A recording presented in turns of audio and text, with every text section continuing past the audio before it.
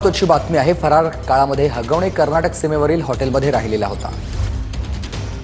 कोगनोळी जवळच्या हेरिटेज रिसॉर्टमध्ये हगवणे राहिलेला होता आणि कर्नाटकातल्या माजी आमदाराच्या मुलानं त्याच्या रूमचं बुकिंग केलेलं होतं। माजी आमदार वीरकुमार पाटीलचा मुलगा प्रीतम पाटील यानं त्याच्यासाठी बुकिंग केलेलं होतं।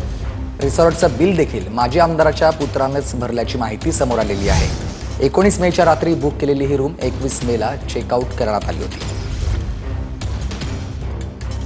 भूषण पाटील माझे सहकारी आपल्याला सविस्तर माहिती देतील। भूषण,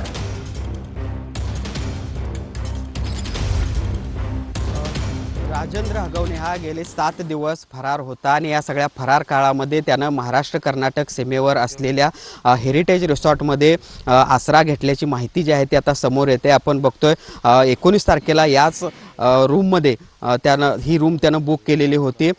कर्नाटकचे माजी आमदार वीरकुमार पाटील यांचा मुलगा प्रीतम पाटील यानं याच्या नावावर ही सगळी रूम आहे ती बुक करण्यात आलेली होती। 19 तारखेला खरं तर रात्रीच्या 1:30च्या सुमारास हे सगळे राजेंद्र हगवणे असतील त्याचबरोबर त्याच्यासोबत आणखी 2 जण होते ते या ठिकाणी आले आणि त्यानंतर 20 तारखेला दिवसभर हे सगळे रिसॉर्टच्या बाहेर होते आणि 21 तारखेला त्यांनी चेकआउट केल्याचं देखील समोर येते। या सगळ्या संपूर्ण 2 दिवसाचं बिल जे आहे ते देखील प्रीतम पाटील यांनीच रोख स्वरूपात भरल्याची देखील माहिती इथल्या सगळ्या रिसॉर्टच्या मालकांनी आपल्याला दिलेली आहे। आणि आपण बघू शकतो की आता या सगळ्या फरार काळामध्ये राजेंद्र हगवणे यानं सीमा भागाचा देखील आधार घेतल्याची हे आहे ते समोर येते।